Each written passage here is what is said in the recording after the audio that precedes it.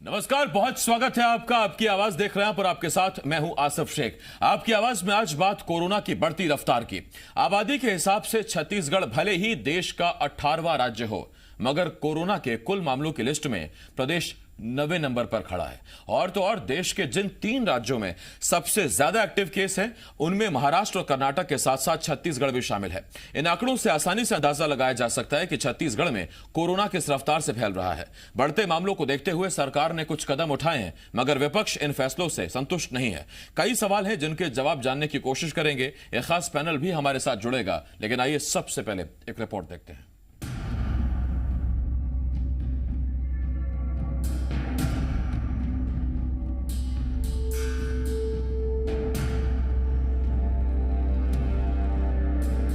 छत्तीसगढ़ में कोरोना की दूसरी लहर कहर बरपाने लगी है।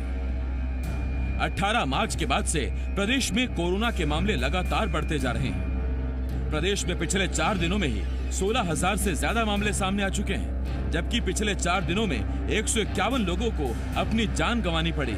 दुर्ग में 6 अप्रैल से लेकर 14 अप्रैल तक लॉकडाउन का ऐलान कर दिया गया, तो बाकी जिलों में नाइट कर्फ्यू लगा दिया गया। लेकिन कोरोना की रफ्तार थमने का नाम नहीं ले रही। कोरोना पर लगाम लगाने के लिए सरकार ने राजधानी रायपुर में एक बड़ी बैठक की। बैठक में स्वास्थ्य मंत्री टीएस सिंहदेव, रायपुर के मेयर के साथ साथ स्वास्थ्य विभाग के कई बड़े अधिकारी मौजूद रहे। बैठक के बाद स्वास्थ्य मंत्री ने कहा कि कोरोना पर लगाम लगाने के लिए अब कॉन्टैक्ट हिस्ट्री ट्रेसिंग के साथ साथ टेस्टिंग भी बढ़ाई जाएगी, तो साथ ही अस्पतालों में बेड भी बढ़ाए जाएंगे। हालांकि दुर्ग की तरह रायपुर में अभी लॉकडाउन नहीं लगाया जाएगा। 10,000 लोगों की व्यवस्था के लिए हमारे पास फैसिलिटीज हैं कि नहीं, ऑक्सीजन की व्यवस्था है कि नहीं, और कब जाके वो सीमा आ जाएगी जब आईसीयू और एचडीयू वेंटिलेटर्स इत्यादि की व्यवस्था निजी और सरकारी क्षेत्र को मिला के समाज के नज़दीक आ जाएगी। तो इनको बढ़ाने की कोशिश करना, टेस्टिंग को बढ़ाने की कोशिश करना, कॉन्टैक्ट ट्रेसिंग को और गहन करना, और पेशेंट्स जो खास करके होम आइसोलेशन में भी हैं उनके मॉनिटरिंग करना। यानी सरकार ने साफ कर दिया है कि भले ही छत्तीसगढ़ में सबसे ज्यादा मामले रायपुर से ही सामने आ रहे हों, मगर अभी रायपुर में लॉकडाउन नहीं लगाया जाएगा। उधर बढ़ते मामलों के लिए बीजेपी ने सरकार को निशाने पर लिया है। बीजेपी ने बिगड़ते हालातों के लिए सरकार की लापरवाही को जिम्मेदार ठहराया है, तो दूसरी तरफ कांग्रेस ने सरकार का बचाव करते हुए बीजेपी को संवेदनशील मुद्दों पर राजनीति न करने की नसीहत दी।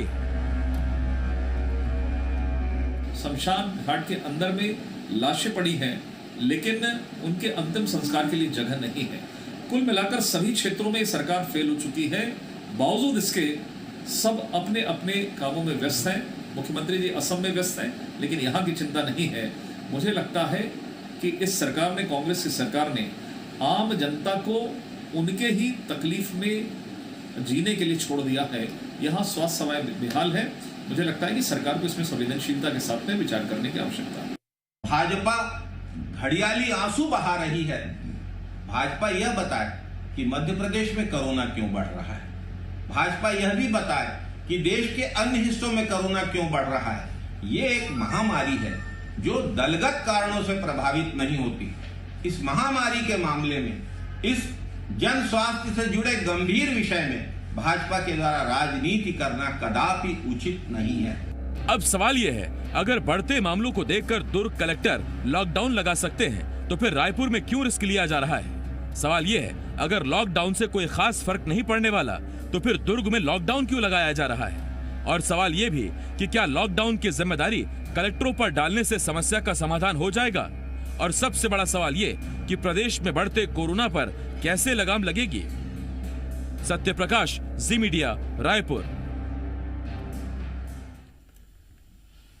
सवाल बहुत सारे हैं। 2 खास मेहमान हमारे साथ जुड़ रहे हैं। हमारे साथ अजय साहू जी, कांग्रेस के नेता हैं। इसके साथ साथ बीजेपी की तरफ से अनुराग सिंहदेव जी हमारे साथ जुड़ रहे हैं। अजय जी, बहुत स्वागत है आपका। अनुराग जी, आपका भी बहुत बहुत स्वागत है। अजय जी, सबसे पहला सवाल आपसे। अजय जी, बहुत छोटे छोटे से आंकड़े हैं। सीधी बात ये, आबादी के हिसाब से देश के 18वें नंबर पर छत्तीसगढ़, और टोटल केसेस के हिसाब से 9वें नंबर पर छत्तीसगढ़। टोटल एक्टिव केसेस के मामले में तीसरे नंबर पर छत्तीसगढ़। इतनी छोटी आबादी के साथ प्रदेश में इतना तेज कोरोना फैल रहा है, कोरोना का कहर इतनी तेज बढ़ रहा है, उसके बावजूद अभी तक लॉकडाउन लगाना है कि नहीं लगाना है कलेक्टर के हाथों में है। नतीजा दुर्ग में जहां रायपुर से कम केसेस हैं वहां लॉकडाउन का ऐलान, और जहां रायपुर में ज्यादा केसेस हैं वहां कलेक्टर लॉकडाउन की आवश्यकता नहीं समझ रहे।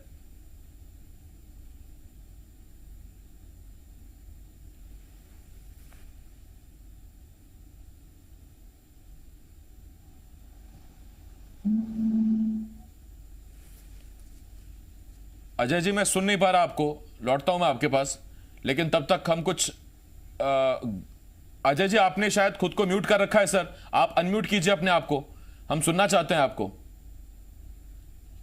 बोलिए अजय जी। हाँ अब ठीक है अजय जी, अब बोलिए, शुरू से बोलिए सर। देखिए आसिफ जी, लॉकडाउन लगाना कोविड-19 संक्रमण को रोक पाने में मैं समझता हूं किसी तरीके से कोई कारगर उपाय नहीं है, लेकिन हम ये मान सकते हैं कि लॉकडाउन लगाने से हम संक्रमण की गति को रोक सकते हैं, लोग मरीजों को ट्रेस कर सकते हैं, लेकिन लॉकडाउन लगाने से कितने लोगों के सामने आजीविका का संकट हो जाएगा ये हमने देखा है पिछले वर्ष, किस तरीके से लोग हलाकान हुए। आप सवाल पूछ रहे हैं कि कलेक्टरों के माध्यम से छोड़ देना, कलेक्टरों पर जिम्मेदारी डाल देना किसी समस्या का हल है। कलेक्टर जिले का सबसे बड़ा अधिकारी होता है, उसके कंधों पर पूरे जिले की कमान होती है। हमने जिला कलेक्टरों को निर्देशित किया है कि आप अपने अपने जिलों में परिस्थितियों के अनुसार निर्णय ले सकते हैं। दुर्ग में के कलेक्टर ने लॉकडाउन लगाने का निर्णय लिया, रायपुर के कलेक्टर ने भी आज आदेश जारी किया है, जहां दुकानें 9 बजे बंद होती थी उसको हमने शाम को 6 बजे बंद करने का निर्णय लिया है। जिम, मल्टीप्लेक्स, इस तरीके की जो चीजें हैं, स्विमिंग पूल, वाटर स्पोर्ट्स के जो क्लब होते हैं, वो इन सारी चीजें, बहुत सारी चीजों पर हमने पूरी तरीके से बंदिश लगाने का काम किया है। जहां पर भीड़ इकट्ठी हो सकती है, जहां पर भीड़ इकट्ठी होती है, लेकिन लॉकडाउन लगाने से रायपुर में अगर लॉकडाउन लग जाता है तो आसपास के 3-4 जो प्रदेश हैं, 7 प्रदेश छत्तीसगढ़ की सीमाओं से लगते हैं, वहां से जिस तरीके से व्यापार किया जाता है, लोगों का आना जाना होता है, इस व्यापार में जो बाधा आती है, इन सारी समस्याओं से लोगों को निजात दिलाने के लिए अभी रायपुर में लॉकडाउन करने की आवश्यकता कलेक्टर को, जिला कलेक्टर को महसूस नहीं हुई है, तो इसलिए लॉकडाउन नहीं लगाया गया। लेकिन धीरे धीरे बंदिशें बढ़ाई जाएंगी। एकदम से पैनिक लोगों को करना हमारी सरकार की मंशा कतई नहीं है। इसी छत्तीसगढ़ प्रदेश के अंदर पिछले वर्ष 6.5-7 लाख मजदूर जो बाहर से आए थे, उनको 20,000 क्वारंटाइन सेंटरों की व्यवस्था भी हमने की है। हमने ऐसी विषम परिस्थितियों का सामना किया है और अपने अकेले दम पर, अपने संसाधन पर हमने कोविड-19 के पहला जो स्टैंड था उसे सफलतापूर्वक हमने लड़ाई लड़ी है। दूसरा स्टैंड आया है, हमारी सरकार की लगातार नजर है। माननीय स्वास्थ्य मंत्री टी.एस. सिंहदेव जी ने आज आला अफसरों के साथ रायपुर के संबंध में, दूसरे जिलों के संबंध में बैठकें की है, बैठक हुई है, निर्णय हुए हैं। लेकिन इस तरीके से राजनीति करना भारतीय जनता पार्टी जो कह रही है, सरकार नाम की चीज नहीं है, कलेक्टर के ऊपर जिम्मेदारी डाल दी गई है, तो कलेक्टर कोई छोटा अधिकारी नहीं होता है। हमारी सरकार की पूरी नजर है, बेड की व्यवस्था कर रहे हैं। हमने जब 20,000 क्वारंटाइन सेंटर बनाए थे तो इस प्रदेश में बेड की कमी किसी को नहीं होने देंगे। निश्चित तौर पर जो मृतकों की संख्या है उसके आंकड़े आपको ज्यादा दिख रहे हैं, जो पॉजिटिव केसेस आ रहे हैं उसके आंकड़े आपको ज्यादा दिख रहे हैं, लेकिन इसके पीछे के कारण पर भी आपको जाना होगा। जो जहां हम टेस्टिंग कर रहे हैं, 46,000-47,000 टेस्टिंग हम हर रोज कर रहे हैं आसिफ जी, ये कोई छोटी बात नहीं है। नहीं, मैं जब आप कहते हैं कि पीछे के कारणों पर जाइए तो अजय जी पीछे के कारणों पर ही चलते हैं। पिछले 2 दिन में 4,500 से ऊपर मामले सामने आए, लेकिन कल 4100 मामले सामने आए, और जब ये देखा कि 4100 मामले सामने क्यों आए तो हमने पाया कि टेस्टिंग ही कम हुई। 41,000 से जो रोज टेस्टिंग कर रहे हैं वो कल आपने 34-35,000 पर टेस्टिंग समेट दी। सर 6,000 अगर आप टेस्टिंग कम करेंगे, सीधी बात है आंकड़े भी कम आएंगे। जब आप 41-42,000 रोज टेस्टिंग कर रहे हैं तो फिर आप 34-35,000 टेस्टिंग पर क्यों आ गए? आपकी क्षमता है तो आप करते रहिए ना सर टेस्टिंग, जितने पॉजिटिव निकलने उतना का हम भला इलाज करेंगे। देखिए आसिफ जी, जो हमारे टेस्टिंग सेंटर हैं वहां पर लोग जिस तरीके से पहुंच रहे हैं, कभी संख्या ज्यादा होती है, कभी संख्या कम होती है, लेकिन अधिकतम 46,000-47,000 भी टेस्टिंग हुई है, 35,000 की स्क्रीनिंग हुई होगी, लेकिन उसका मतलब ये नहीं है कि पॉजिटिव केस बढ़ रहे हैं तो सरकार हाथ में हाथ धरे बैठी है। सरकार लगातार बिस्तरों की व्यवस्था कर रही है, वेंटिलेटर की व्यवस्था कर रही है, ऑक्सीजन सिलेंडर्स की व्यवस्था कर रही है और लोगों को जितनी राहत पहुंचाई जा सकती है हमारी सरकार पहुंचा रही है। लेकिन विपक्ष जिस तरीके से लॉकडाउन लगाने की बात करता है, हमारी सरकार उस पक्ष में नहीं है। हमने देखा है कि इस तरीके से पिछले वर्ष में पूरे देश में केंद्र सरकार ने लॉकडाउन लगाया था। हमने इस एपेडेमिक समय में, हमने इस संक्रमण के काल के दौर में हमने राजनीति नहीं की। हमने सबसे पहले 19 तारीख को लॉकडाउन छत्तीसगढ़ में लगाने का काम किया था हमने। लेकिन अब जो परिस्थितियां हैं वो ये पिछले जो गलतियां हुई थी उससे ये सीख देती है कि लॉकडाउन कोई हल नहीं है। लोग पैनिक हो जाते हैं, लोग जिस तरीके से सड़कों पे उतरते हैं। दिल्ली की क्या व्यवस्था हालात थे दिल्ली के, आपने देखा है। लाखों मजदूर जो बिहार और उत्तर प्रदेश जाने वाले जो मजदूर थे वो सड़कों पर आ गए थे। तो इससे मैं आता हूं उस पर अजय जी आपके पास। अनुराग जी आपके पास आ रहा हूं। अनुराग जी बहुत दूर मत जाइए, आपके बगल का प्रदेश है मध्य प्रदेश और वहां बीजेपी की सरकार है। आबादी छत्तीसगढ़ से करीब करीब 3 गुना ज्यादा है और टेस्टिंग में छत्तीसगढ़ मध्य प्रदेश के पास पहुंचने वाला है। टेस्टिंग का ही अगर आप एक आधार मानते हैं या तथ्य मानते हैं तो फिर उसी आधार पर छत्तीसगढ़ में 3.25 करोड़ की आबादी या करीब करीब 3 करोड़ की आबादी वाला प्रदेश 8 करोड़ की आबादी वाले प्रदेश को टक्कर दे रहा है। सर वहां टेस्टिंग क्यों नहीं हो रही है? आसिफ जी देखिए, सबसे महत्वपूर्ण बात यह है कि आपके स्टेट में, आपके प्रदेश में, आपके जिले में संक्रमण की स्थिति कैसी है। तो छत्तीसगढ़ निश्चित रूप से देखने में आया है कि छत्तीसगढ़ में ये जो सेकेंड फेज था कोरोना का, इसमें बहुत तेजी से संक्रमण बढ़ा है और ये सभी रिपोर्ट्स में है कि छत्तीसगढ़ आज दूसरे स्थान पर खड़ा हुआ है। तो निश्चित रूप से यदि एक्टिव केस हम देखेंगे तो मध्य प्रदेश एक्टिव केस में दूसरे नंबर पर नहीं है सर, छत्तीसगढ़ दूसरे नंबर पर है। यदि हम देखेंगे कि संक्रमण दर तो 12% छत्तीसगढ़ की है और ये देखेंगे कि रिकवरी रेट तो छत्तीसगढ़ की 40% है, मात्र गिर के 40% आ गई। मृत्यु दर बढ़ रही है।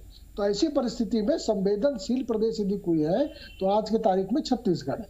और भारतीय जनता पार्टी, अभी अजय जी बोल रहे थे कि लॉकडाउन लगाने की बात कर रही है बीजेपी या अपोजिशन, ये बिल्कुल गलत बात है। भारतीय जनता पार्टी लॉकडाउन लगाने की मांग नहीं कर रही है। भारतीय जनता पार्टी छत्तीसगढ़ की जनता की रक्षा के लिए सरकार से आग्रह कर रही है। जो सरकार सोई हुई है, जो सरकार लापरवाही से मैच का आयोजन कर रही है, जो सरकार जो T3 जो कोरोना में आवश्यक है उसको इग्नोर कर दी है, जिस सरकार ने अभी तक कोई कदम नहीं उठाया, उसको रीस्टेट करने के लिए, उसको हम पुनर्स्थापित करने के लिए सरकार को जगाना चाहते हैं कि सरकार आने वाले समय में कदम उठाए। सिर्फ बात से बात नहीं चलेगी। देखिए आज लॉकडाउन की बात हो रही है, निर्णय कलेक्टर के ऊपर छोड़ दिया गया, वो ठीक है, लेकिन ये बताइए कि यदि हम महाराष्ट्र से छत्तीसगढ़ आने वाले को रोकते इसलिए हैं कि वो शायद संक्रमित होगा, छत्तीसगढ़ में आके संक्रमण फैलाएगा, तो क्या दुर्ग से और रायपुर से भी कोई ट्रैवल छत्तीसगढ़ में अन्य स्थान पर ट्रैवल करने वाले लोग, क्या उनको रोकने की आवश्यकता नहीं है? क्या कोई भी संक्रमित जिला है वो दूसरे जिले में जाएगा तो क्या वो उससे संक्रमण नहीं फैलेगा?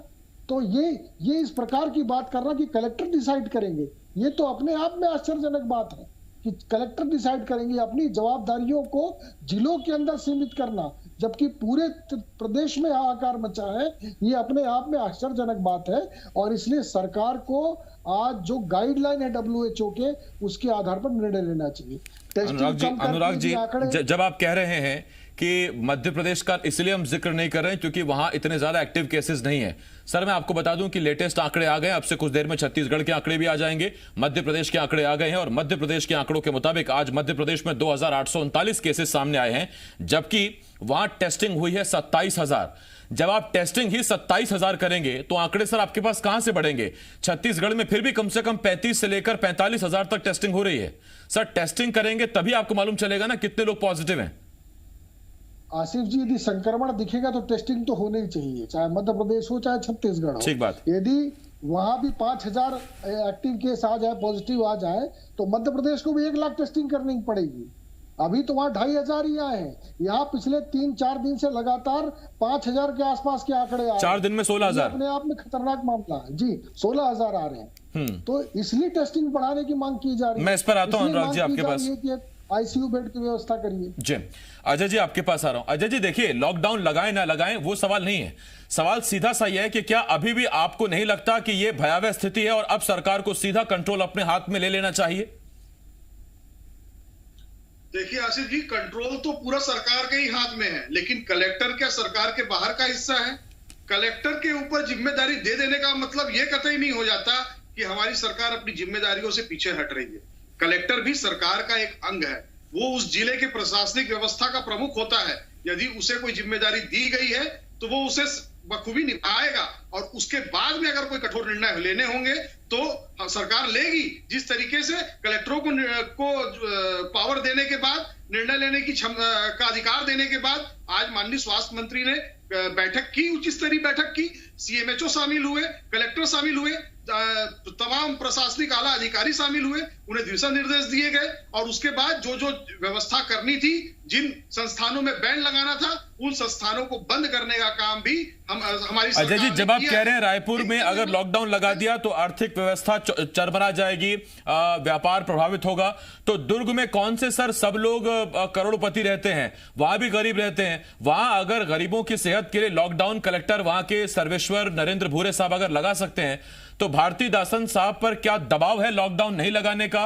अगर आपने स्वच्छंद किया हुआ है तो एक ही सरकार के दो कलेक्टर एक ही स्थिति में खड़े हुए हैं, लेकिन सोचते अलग अलग हैं। देखिए आसिफ जी, मेरा स्पष्ट कहना है जी, अगर दुर्ग के कलेक्टर ने अगर निर्णय लिया है तो उन्होंने अपने स्वयं विवेक का उपयोग करके यह निर्णय लिया है। रायपुर के कलेक्टर निर्णय लेंगे, अपने स्वयं विवेक का उपयोग करके निर्णय लेंगे, लेकिन रायपुर जो है वो व्यवसायिक धानी भी है।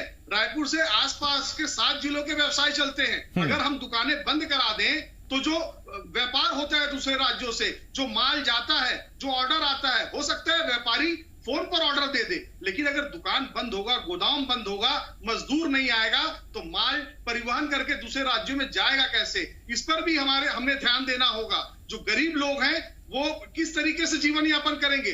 दुर्ग की बात आप कर रहे हैं, लेकिन दुर्ग में कोई इस तरीके से होलसेल का व्यवसाय नहीं होता है जिस तरीके से रायपुर में होलसेल का व्यवसाय होता है। आसपास के 6-7 राज्य इस रायपुर से व्यवसाय से जुड़े हुए हैं, ये अपने आप में बड़ी बात है। तो इसलिए इस तरीके के निर्णय लिए गए। लेकिन जहां हम पहले 9 बजे दुकानों को बंद करवा रहे थे, अब हमने 6 बजे का काम किया है। अगर हमें लगेगा कि समय सीमा को कम करना चाहिए तो हम कम भी करेंगे और केसेस बढ़ेंगे, और लॉकडाउन लगाना अगर अंतिम नहीं, एक तो अजय जी पता नहीं मुझे या मेरे जैसे जो आम आदमी हैं उनके समझ में ये नहीं आता कि लॉकडाउन में ये जो आधा अधूरा लॉकडाउन होता है ये कैसे मामलों को थामता है। क्योंकि अगर आप सुबह 9 बजे से लेकर रात को 9 बजे तक बाजार खुला रहता है तो उसमें लोगों के पास एक वक्त का एक टाइम लिमिट ज्यादा होती है, वो कभी भी जाकर सामान ले सकते हैं। लेकिन जब आप वो घंटे सीमित कर देते हैं तो आदमी अपनी जरूरत का सामान तो लेगा ही, उन सीमित घंटों में दुकानों पर भीड़ बढ़ेगी या भीड़ कम होगी, एक तो मुझे वो आज तक फॉर्मूला समझ में नहीं आया। अजय जी मैं इस पर लौट रहा हूं आपके पास। अनुराग जी, जब देश में कोरोना 30 जनवरी के बाद शुरू हुआ, सीधा केंद्र सरकार ने अपने हाथ में कंट्रोल लिया। राज्यों में क्या खुलेगा क्या नहीं खुलेगा, सीमाएं बंद रहेंगी खुली रहेंगी, केंद्र सरकार इन चीजों को अपने हिसाब से देख रही थी। उसके बाद जब धीरे धीरे कोरोना के मामले आने कम शुरू हुए तो फिर केंद्र ने राज्यों को उनके हिसाब से अधिकार दे दिए कि अब आप अपने राज्यों के हिसाब से देखिए कि आपको किन चीजों पर पाबंदी लगानी है, क्योंकि आपको अपनी भी अर्थव्यवस्था संभालनी है। उसी फॉर्मूले के तहत जब जिलों से कलेक्टर्स को जिम्मेदारी दी गई है या कलेक्टर्स को जिम्मेदार बनाया गया है, तो इसमें क्या आपत्ति होनी चाहिए? आसिफ जी, सबसे महत्वपूर्ण विषय यह है कि देखिए, अनलॉक की प्रक्रिया के अंतर्गत सभी राज्यों को अधिकार दे दिए गए थे। और आज कंपैरिजन में करना चाहूंगा कि आज असम हमसे बड़ा प्रदेश है, और असम में यदि हम माने सिर्फ 250 एक्टिव केस है, तो असम तो लॉकडाउन नहीं लगाएगा, असम तो कोई ऐसा इनिशिएटिव नहीं लेगा, वो छत्तीसगढ़ को ही लेना है। लेकिन एक राज्य के अंतर्गत आवागमन से लेके संपर्क, जैसे अजय जी बोल रहे थे कि 7 जिलों का व्यापार संबंध रखता है रायपुर से, बिल्कुल सही बात है। मैं तो बोलता हूँ पूरे प्रदेश का संबंध रखता है। लेकिन व्यापारी एक स्थान से दूसरे स्थान में जाएंगे, वहां रुकेंगे, मिलेंगे जुलेंगे, तो क्या ऐसे संक्रमण नहीं फैलेगा? तो क्या विचार करने योग्य बात नहीं है कि हमारे इस छत्तीसगढ़ के अंदर जो संपर्क हो रहा है उस कांटेक्ट की चेन को तोड़ा जाए? और आधार भी यही रहता है शायद कि कांटेक्ट चेन को कैसे हम ब्रेक करेंगे। लॉकडाउन का भी अर्थ ही होता है। तो क्या इस पर स्टेप नहीं उठाया जाना चाहिए? क्या आज आईसीयू बेड फुल हो चुके हैं? क्या आज ऑक्सीजन बेड की कमी हो रही है? तो सरकार को ये चाहिए नहीं कि वो इसका इंतजाम करे, इस पर त्वरित कार्रवाई करे। और स्वास्थ्य मंत्री जी इतने दिनों के बाद बैठक ले रहे हैं आज, और मुख्यमंत्री जी तो है ही नहीं यहाँ पर, वो तो पर्यटन में है बाहर, असम के राजनीतिक प्रवास पर है।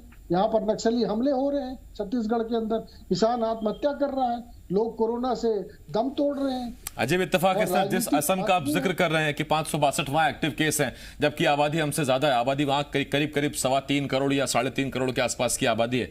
एक्टिव केस 562 हैं, और उसी असम में चुनाव है जहां मुख्यमंत्री जी पहुंचे हुए हैं। ठीक है, इत्तेफाक भी हो सकता है, खैर हो सकता है। देखिए, और अच्छी बात यह है कि छत्तीसगढ़ की कुछ अच्छी योजनाएं, अच्छे कदम है, दूसरे राज्य अनुसरण करते हैं। वहां असम में क्या कोरोना के आंकड़े कम है, किस वजह से हैं? अगर मुख्यमंत्री जी वहां से कुछ आइडिया लेकर आते हैं तो उसमें कोई बुराई नहीं है। मसला सीधा यह है, मकसद सीधा यह है कि लोगों को कोरोना से दूर रखना है, लोगों को बचाना है। हमें अपनी भी जिम्मेदारी समझनी है, सियासत को अपना काम करना है। बहुत धन्यवाद आपका अनुराग जी, अजय जी, हमारे साथ जुड़ने के लिए।